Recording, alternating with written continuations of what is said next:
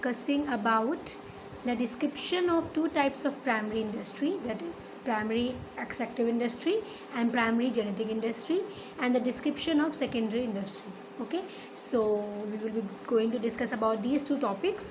In the previous video I have told you about primary industry, and now we are going to discuss all these points. Okay, so let's start with the first point of description, that is primary extractive industry. मैंने आपको पहले class में बताया था कि primary industry के दो सब टाइप्स होते हैं. एक होती है एक्सट्रैक्टिव इंडस्ट्री, दूसरी होती है genetic industry. In this particular video we will be talking about both of them. Okay, so let's start with the extractive industry first. We will be discussing it point wise. The first point is these industries extract product from natural resources. मतलब कि ये industry कहाँ से product extract करती है? Natural resources से. ठीक है, नेचुरल रिसोर्सेज क्या हो गई? जैसे आपकी हो गई अर्थ, हो गई सी, हो गई, ये दोनों क्या है? आपके नेचुरल रिसोर्सेज हैं. प्राकृतिक चीज़ों से ये लोग रॉ मटेरियल को या फिर फिनिश्ड गुड्स को एक्सट्रैक्ट करती है. ठीक है, सेकेंड पॉइंट हमारा है extractive industries supplied some basic raw material that are mostly product of natural environment. मतलब कि ये लोग क्या सप्लाई करती हैं? कुछ बेसिक रॉ मटेरियल जो कि किसके प्रोडक्ट होते हैं? मोस्टली नेचुरल इन्वायरमेंट के प्रोडक्ट होते हैं. मतलब कि नेचुरल इन्वायरमेंट से हम लोगों को बेसिकली इन रॉ मटेरियल और फिनिश्ड प्रोडक्ट एक्सट्रैक्टिव इंडस्ट्री में मिलते हैं. जैसे कि एक्सट्रैक्टिव इंडस्ट्रीज़ के अगर मैं आपको एग्जांपल दूं तो एग्जांपल होगा, मान लो आपकी कोई कंपनी ऑयल रिफाइनरी कंपनी है जो ऑयल को निकालती है. ठीक है, तो वो ऑयल कहाँ से एक्सट्रैक्ट करेगी? सी में से एक्सट्रैक्ट करेगी. अब सी क्या है? एक नेचुरल रिसोर्स है. तो वो बेसिकली ऑयल कहाँ से निकाल रहे हैं? नेचुरल रिसोर्स से निकाल रहे हैं. फिर वो ये वाला ऑयल किसको जाके ट्रांसपोर्ट कर देंगे? वो टर्जरी इंडस्ट्री की मदद से ये वाला ऑयल सेकेंडरी इंडस्ट्री को ट्रांसपोर्ट कर देंगे, जहाँ पे इस ऑयल को फर्दर और पार्ट्स में डिवाइड किया जाएगा और पेट्रोल और अदर पेट्रोलियम प्रोडक्ट उससे बनाए जाएंगे.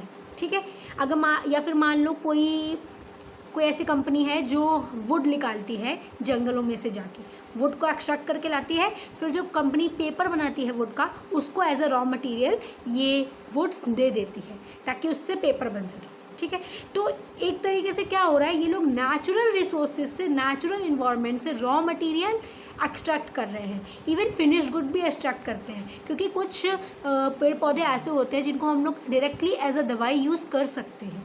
तो फिर वो लोग क्या करते हैं? जैसे कि मान लो कोई फिशिंग में इन्वॉल्व है, दवाइयाँ छोड़ दो, फिशिंग मान लो, फिशरीज, उसमें क्या होता है? जैसे मान लो मछुआरे हैं, मछुआरे क्या कर रहे हैं? जाके नदी में अपना जाल बिछा रहे हैं और जितने भी आपके फिशेस वगैरह हैं उनको कैप्चर कर रहे हैं. अब क्या हो रहा है? डायरेक्टली वो लोग फिनिश प्रोडक्ट एक हमको मिल रहा है फिश, क्योंकि हम लोग फिश को डायरेक्टली कंज्यूम भी कर सकते हैं और फिश से और भी चीज़ें भी बन सकती हैं. तो fish as a raw material भी काम कर रही है और एज अ फिनिश प्रोडक्ट भी काम कर रही है.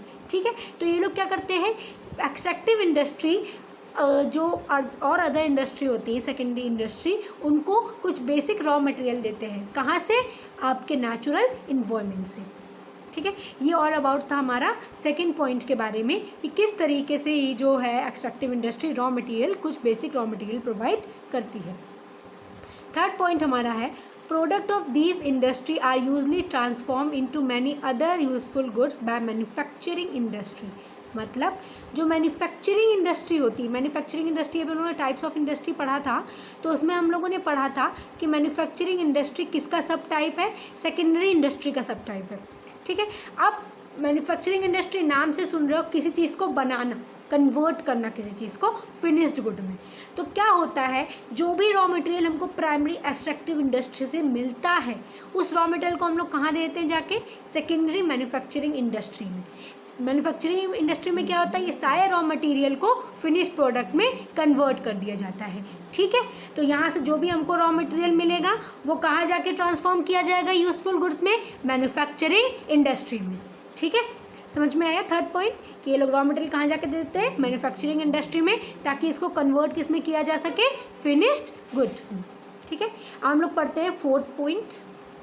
फोर्थ पॉइंट हमारा है Important extractive industry include farming, mining, hunting, fishing and operations. जो आपकी इंपॉर्टेंट मैन्युफैक्चरिंग इंडस्ट्री होती हैं उनमें कौन कौन से फंक्शन आते हैं? एक तो हो गया फार्मिंग, दूसरा हो गया फिशिंग, तीसरा हो गया माइनिंग और हंटिंग। ये सारे ऑपरेशंस एक्सट्रैक्टिव इंडस्ट्री के मेन ऑपरेशंस होते हैं। इन जितनी भी इंडस्ट्रीज़ हैं वो इन सब में बेस्ड होती हैं, चाहे वो माइनिंग की हो, जैसे कि आपकी माइनिंग में कोल निकाला जाता है, फिर कोल से आपका कितना कुछ बनता है, ठीक है। और आप फार्मिंग ले सकते हो, फार्मिंग में कितना कुछ ग्रो किया जाता है जिसको हम लोग as a raw material use करते हैं।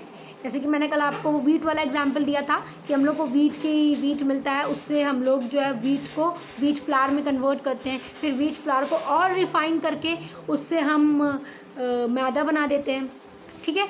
हंटिंग में क्या होता है, बेसिकली एनिमल्स को मार के उनकी जो स्किन वगैरह है वो ले ली जाती है, फिर उससे फर्दर प्रोसेस करके चीज़ें बनाई जाती हैं, ठीक है। फिशिंग में मैंने आपको समझाया है। तो ये सब क्या एक्सट्रैक्टिव इंडस्ट्री है, क्योंकि इसमें जो भी हमको रॉ मटेरियल मिल रहा है और जो भी हमको फिनिश गुड भी मिल रहा है वो सब हम किससे ले रहे हैं? नेचुरल इन्वायरमेंट से ले रहे हैं, नेचुरल रिसोर्सेज से ले रहे हैं। इसीलिए इसको हम लोग क्या बोलते हैं? Primary extractive industry. प्राइमरी इसलिए क्योंकि हम लोग नेचुरल रिसोर्सेज और नेचुरल इन्वायरमेंट से चीज़ों को एक्सट्रैक्ट कर रहे हैं, और एक्सट्रैक्टिव किस लिए? क्योंकि हम लोग चीज़ों को निकाल रहे हैं। नेचुरल रिसोर्सेज निकालना मतलब खोद के निकालना, कैसे भी निकालना, ठीक है। तो आई होप आपको ये समझ में आया होगा, ठीक। तो ये था all about extractive industry. Next slide में मैंने आपको बताया है एक एग्जाम्पल रिगार्डिंग एक्सट्रैक्टिव इंडस्ट्री। चलो देखते हैं क्या है वो। तो ये एग्जाम्पल है आपका एक्सट्रैक्टिव इंडस्ट्री का, ऑयल रिफाइनरी का मैंने आपको दिया है। जैसे कि आप डायग्राम में सबसे नीचे देख रहे होगे लिखा हुआ है ऑयल एक्सट्रैक्शन। तो बेसिकली देख रहे होगे यहाँ पे देखो नीचे ब्लू कलर का पानी है, उसमें एक बड़ी सी मशीन लगी हुई है, ड्रिलिंग मशीन। अब ये मशीन क्या करेगी? जो सी के नीचे ज़मीन है उससे आपका ऑयल निकालेगी, ठीक है। ऑयल निकाल के क्या कर देगी?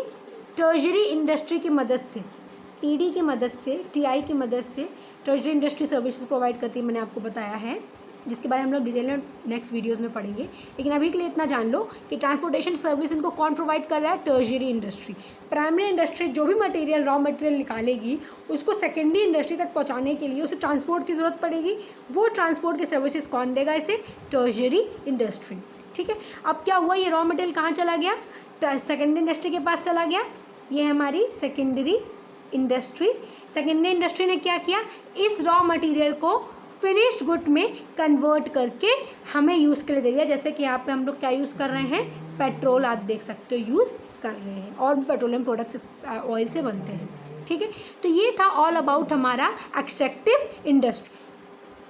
सो now we will be discussing about primary genetic industry, जो कि प्राइमरी इंडस्ट्री का सेकंड टाइप है। As I told you earlier as well कि प्राइमरी इंडस्ट्री दो टाइप में डिवाइडेड है, primary extractive industry and primary genetic industry. So now we will go ahead with the primary genetic industry. Here I have mentioned some points regarding genetic industry in this slide. So we are going to discuss each and every point one by one.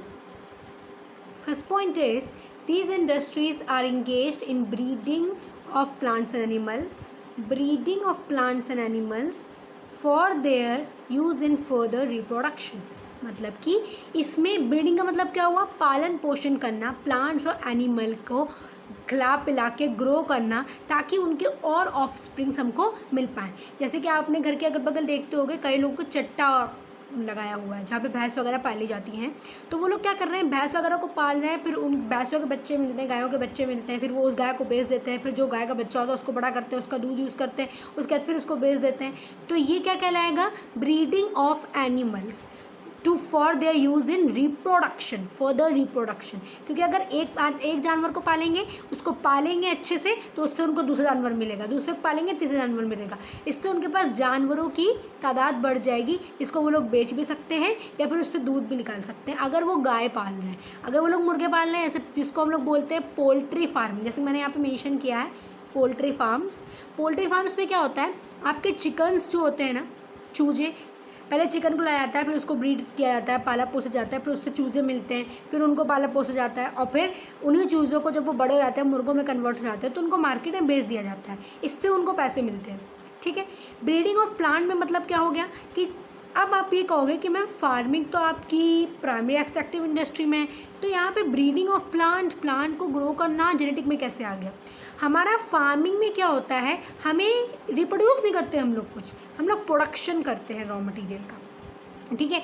चाहे वो आपकी कोई सब्जी हो, चाहे वो आपका कोई भी फ्रूट हो, चाहे वो आपकी वीट हो, पल्सेस हो, कुछ भी हो, हम लोग प्रोड्यूस कर रहे हैं, ठीक है। रिप्रोडक्शन में क्या आ जाएगा, एक प्लांट ग्रो कर रहा है, हमने उसके प्लांट की कोई भी उस प्लांट का फ्लावर का पार्ट लिया या फिर कोई भी उस प्लांट का पार्ट लिया और उसको दोबारा ज़मीन में ग्रो करके फिर उससे एक नया प्लांट ग्रो कर दिया, तो ये क्या कहलाएगा, reproduction of plant through their saplings और एनीथिंग एल्स, ठीक है। तो ये हो गया ब्रीडिंग ऑफ प्लांट, जब हम लोग प्लांट को ग्रो, जैसे कि नर्सरीज में ये किया जाता है कि मान लो मैं एक प्लांट हूँ, मैंने बताया था आपको, और एक कोई और प्लांट है, और हमें एक ऐसा प्लांट सीड चाहिए या फिर एक ऐसा प्लांट चाहिए जिससे मेरी क्वालिटी भी हो और दूसरे प्लांट की क्वालिटी भी हो, तो नर्सरी में क्या किया जाता है, इस प्लांट के सीड को उस प्लांट के सीड के साथ इस प्लांट के पार्ट को उस प्लांट के पार्ट के साथ कंबाइन करके एक नया प्लांट बनाया जाता है जिसमें दोनों प्लांट की क्वालिटीज़ होती हैं। या फिर अगर उनको ऐसा नहीं भी करना है तो मान लो मेरा प्लांट है, ठीक है, मैं एक प्लांट हूँ, मेरे प्लांट का कोई पार्ट उन्होंने दोबारा उस मिट्टी में डाला और फिर मेरे ऐसा दोबारा प्लांट एक उगा लिया, तो ये क्या हो रहा है, वो लोग ब्रीडिंग कर रहे हैं प्लांट्स और एनिमल्स की, मतलब कि प्लांट्स और एनिमल को पाल पोस रहे हैं ताकि उससे उनको दोबारा एक रिप्रोडक्शन करके उनको ऑफस्प्रिंग मिल पाए, ठीक है। तो ये था ऑल अबाउट ऑफ आप फर्स्ट पॉइंट। अब पढ़ते हैं अपना सेकंड पॉइंट। सेकंड पॉइंट क्या है, seeds and nursery companies are typical example of genetic industry.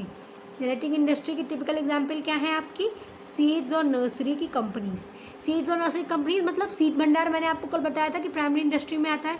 Seed भंडार क्या करता है, एक प्लांट की क्वालिटीज़ और दूसरी प्लांट की क्वालिटीज़, दो प्लांट में जिनमें अलग अलग क्वालिटीज हो, दोनों क्या करता है, उनको कंबाइन करके एक नया सीड ग्रो करता है, ठीक है। जो उस प्लांट में क्या होगा, दोनों प्लांट की क्वालिटी होंगी, उस सीड में क्या होगा, दोनों उस प्लांट्स की क्वालिटी होंगी, ठीक है। तो ये क्या होता है, सीड कंपनीज में यही होता है। या फिर मान लो अगर वो दो अलग अलग प्लांट के नहीं भी कर रही, तीन अलग अलग प्लांट को कंबाइन करके भी एक प्लांट बना सकती हैं। या फिर अगर मान लो 3 और 2 को नहीं कंबाइन कर रही हैं तो जो एक प्लांट होगा उसके पार्ट को ग्रो करके भी वो लोग एक नया सीड ग्रो कर सकते हैं, ठीक है। तो ये करती हैं आपकी सीड और नर्सरी की कंपनीज। वैसे भी आजकल आप लोग देखा होगा, लोगों को घरों में पौधे लगाने का बहुत शौक है ना। तो वो पौधे कहाँ से मिलते हैं, वो पौधे बेसिकली आपकी नर्सरी से ही आते हैं, ठीक है। जितने भी आपकी गली में साइकिल पे वो लोग ले रख के आते हैं ना, कि वो एक झोला लटका के आते हैं, उसमें खूब सारे प्लांट्स रखे होते हैं, पौधे रखे होते हैं, तो वो पौधे वो लोग खुद तो उगाएंगे नहीं, वो लोग कहाँ से ला के आते हैं, वो लोग नर्सरी से लेकर आते हैं और फिर उसको आप लोगों को बेच देते हैं, ठीक है। नर्सरी किनको बेच देती है, उन लोगों को जो प्लांट पौधे बेचते हैं दूसरों को। तो इस तरीके से क्या हो रहा है, वो लोग जेनेटिक इंडस्ट्री को प्रोसेस में ला रहे हैं, जेनेटिक इंडस्ट्री में वो लोग इन्वॉल्व हैं, क्योंकि वो लोग पहले ब्रीडिंग करते हैं प्लांट्स और एनिमल्स की, उसके बाद उनको बेच देते हैं। अगर प्लांट्स और एनिमल्स को नहीं भी बेच रहे हैं तो उनसे मिलने वाले प्रोडक्ट्स को बेच देते हैं, ठीक है। जैसे कि अगर आप अभी थर्ड पॉइंट में हम लोग डिस्कस करेंगे, थर्ड पॉइंट में लिखा हुआ है कि एग्जाम्पल कौन कौन से हैं, activities of cattle breeding farm, poultry farms and fish hatchery comes under genetic industry. ये सारी एक्टिविटीज़ किसके अंडर आती हैं, जेनेटिक इंडस्ट्री के अंदर। कैटल ब्रीडिंग फार्म्स मतलब क्या करते हैं, आप लोग चट्टा ले लो, मैंने चट्टा बताया था कि वो लोग भैंस को और गाय को पालते हैं और फिर उनको दूध बेचते हैं, तो ये दूध बेचने वाला काम जो वो कैटल ब्रीडिंग ही कहलाएगा, ठीक है। जब लार्ज लेवल पे किया जाएगा, 1-2 गाय के साथ नहीं, जब आपके पास कम से कम 50 या फिर 60 कम से कम गाय हों, फिर आप उनका दूध लेके बेचो, या फिर 30-40 भी हो सकती हैं, तो ये क्या कहलाएगा, कैटल ब्रीडिंग। कैटल ब्रीडिंग आपका शीप भी आ जाएगा, गोट भी आ जाएगी। जब गोट और शीप्स को भी ऐसी 20, 30, 40 की तादाद में आपके पास गोट्स और शीप हो, 10 नंबर्स में भी हों, उसके बाद आप उनका दूध बेचो, और जब सर्दियाँ करीब आने वाली हों तो आप शीप का जो वूल है उसको बेच दो, तो ये सब आपका कैटल ब्रीडिंग में आएगा, ठीक है। पोल्ट्री फार्म्स में क्या आएगा, चिकन्स को ये लोग पालते हैं, फिर उनके चूजे निकलते हैं, उसको भी ग्रो करते हैं, फिर उन सबको बेच देते हैं, ये किस में आएगा, पोल्ट्री फार्म्स में।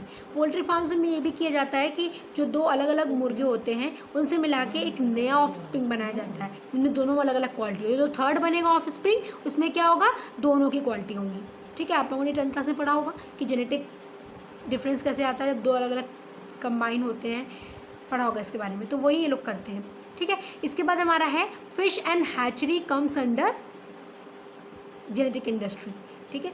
फिश हैचरी मतलब फिशेस का जब हम लोग पालन पोषण करते हैं, वैसा वाला नहीं जैसे कि मछुआरे करते नहीं, बेसिकली खूब एक बड़ा सा वो फार्म वो क्रिएट किया जाता है, अंडर वाटर ग्राउंड क्रिएट किया जाता है, वहाँ पे फिशेस को रखा जाता है, फिर वहाँ पे उनको ग्रो किया जाता है, खाना प्रोवाइड किया जाता है, और 2 फिश को कंबाइन करके एक नया फिश भी ग्रो की जाती है। तो ये सब किसके अंदर आएगा?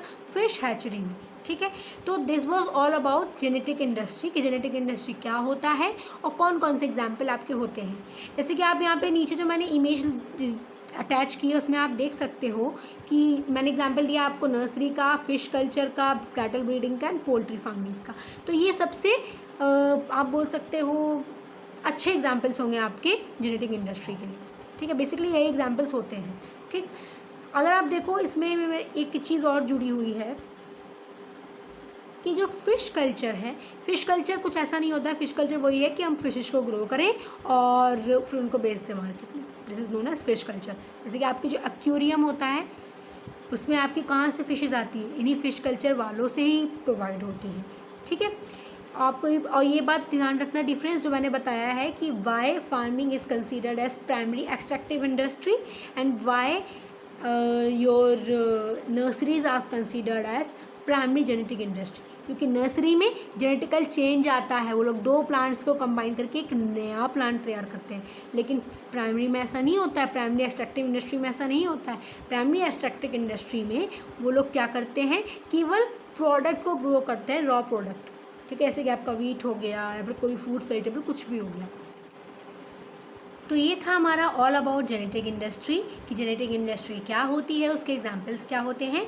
And now we will be discussing about कि हमारी सेकेंडरी इंडस्ट्री क्या होती है।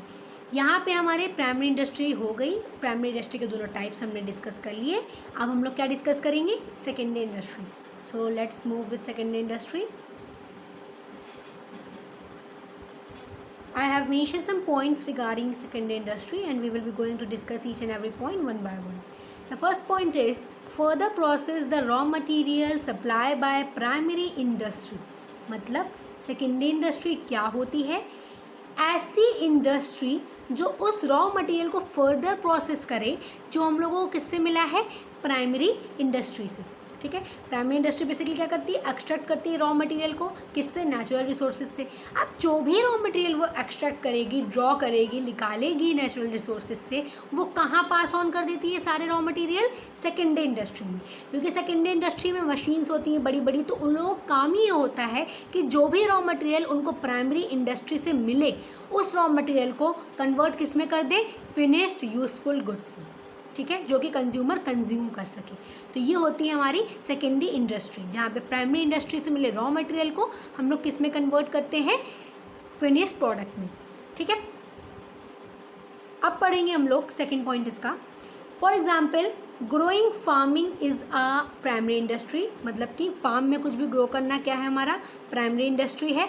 But manufacturing clothes from the cotton is a secondary industry, मतलब कि अगर हम लोग क्लोथ्स ग्रो कर रहे हैं, अब कॉटन जो हमारा कॉटन की गोल गोल आप लोगों ने देखा होगा प्लांट होता है कॉटन का, ब्लैक सॉइल में जो उगता है।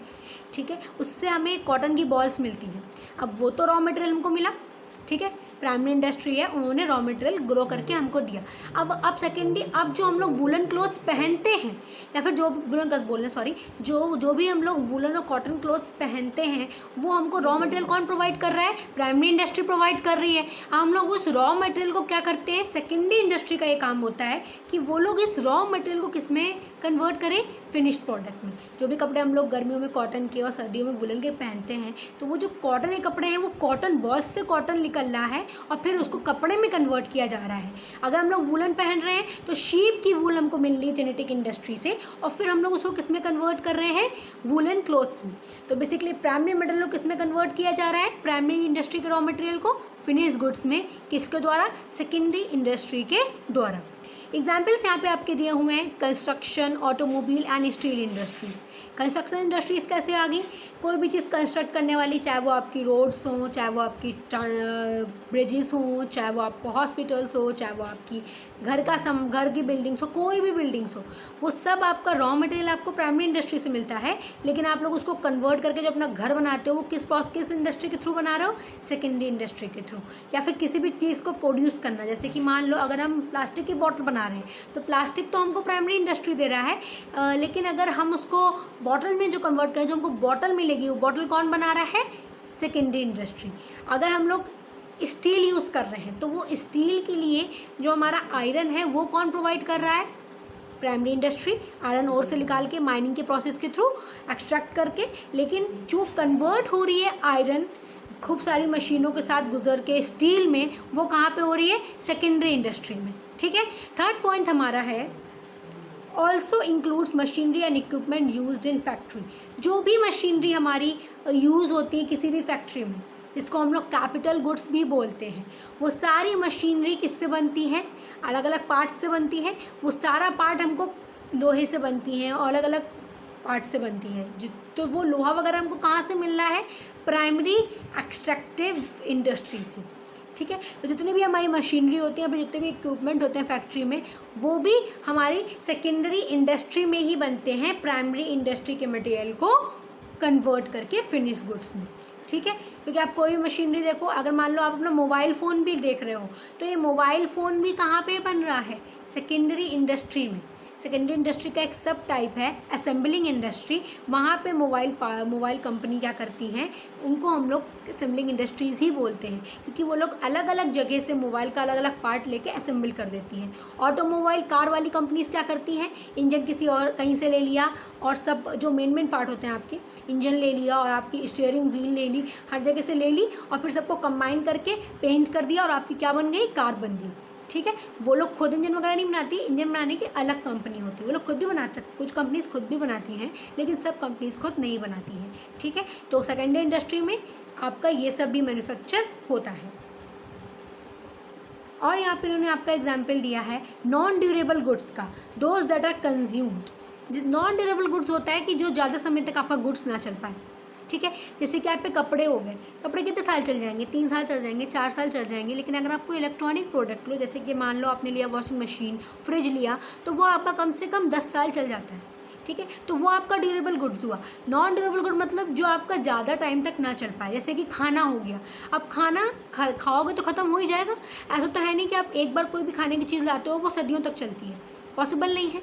तो नॉन ड्यूरेबल गुड्स को भी मैन्युफैक्चर कौन करता है?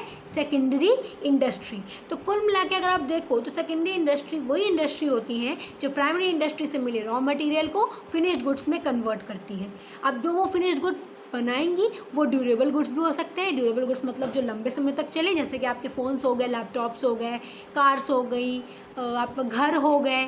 ठीक है। और नॉन ड्यूरेबल में कौन आ जाएंगे? कपड़े हो गए, खाना हो गया, स्लीपर्स हो गए। ठीक है। ये सब क्या है? नॉन ड्यूरेबल गुड्स है। तो आज हम लोगों ने क्या क्या पढ़ा कि प्राइमरी एक्सट्रैक्टिव इंडस्ट्री क्या होती है, प्राइमरी जेनेटिक इंडस्ट्री क्या होती है और सेकेंडरी इंडस्ट्री क्या होती है।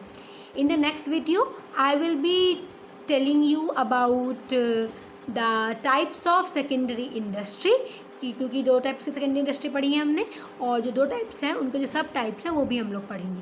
ओके। आज इतना ही है। सो just see the video, and if you find any query or doubt, you can ask me through the comment section or you can WhatsApp me also.